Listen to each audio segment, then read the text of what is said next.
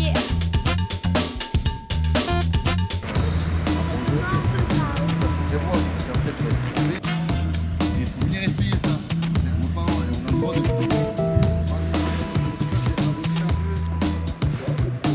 Pouvez-vous vous présenter? Oui, bonjour, moi c'est Abel, 35 ans, athlète, para-athlète, depuis maintenant une bonne dizaine d'années. Donc comme vous pouvez le voir, j'ai une prothèse, une jambe bionique, fémorale, suite à un accident de la route en 2003.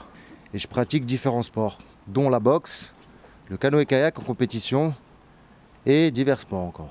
J'aime bien le sport. Comment et quand vous est venue votre passion pour le sport?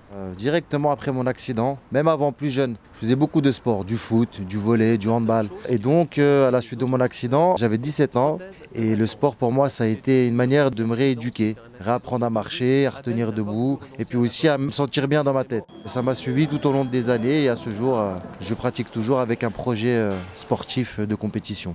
Pouvez-vous nous expliquer pourquoi vous avez arrêté la boxe et choisi le canoë? Ouais. Eh bien, je fais toujours de la boxe. J'ai pas arrêté la boxe, je suis toujours éducateur.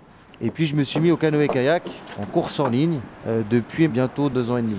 C'est à la suite d'une détection du Comité paralympique sportif français et qui recherche des personnes à mobilité réduite, c'est-à-dire ceux qui auraient une invalidité, un problème ou qui se déplacent différemment en vue des Jeux pour Paris 2024. Moi j'aime bien tester les choses, relever les défis, je me dis pourquoi pas, on me demande d'essayer, bah j'y vais, on va voir. Même si je tombe ou j'arrive pas, ça va être un peu la honte si j'arrive pas au début. Puis lorsque j'ai essayé, j'ai bien aimé. J'étais pas si ridicule. Donc au début on n'est pas forcément bon. Et petit à petit en s'entraînant on devient meilleur et en tout cas je ne regrette pas. Pouvez-vous nous expliquer comment vous vous entraînez? Il faut savoir que c'est pas que de la navigation.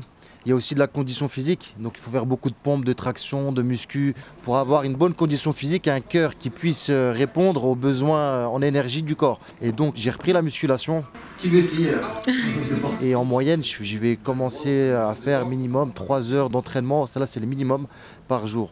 Ce que je devrais atteindre, c'est à peu près 20-25 heures semaine de sport intensif. Avez-vous une anecdote? Anecdote? Moi j'ai une super anecdote bien rigolote. J'allais faire un combat contre une personne à mon poids, donc je combattais à 80 kg.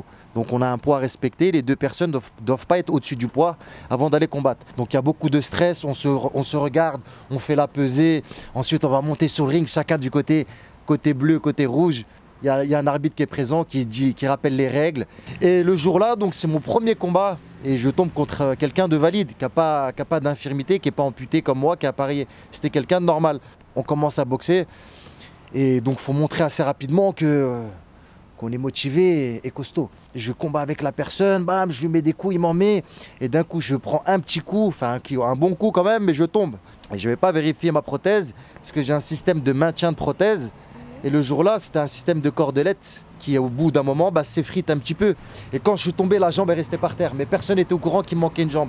Parce que j'avais une mousse et j'avais mis une esthétique qui faisait un mollet. Et j'avais mis des grandes chaussettes comme les chaussettes de foot. Les boxeurs mettent beaucoup ça s'appelle des chaussettes de contention. Et vous entendez dans la salle, plus un bruit. Tout le monde a fait ouais pour la personne en face qui croyait qu'il m'avait battu. Ouais, bien fait, ouais. Et puis d'un coup, quand ils ont vu que je me relevais, que la jambe restait par terre, dans la salle, ça faisait un grand blanc. Tout le monde était choqué. Donc je me suis remis debout, j'ai remis la prothèse.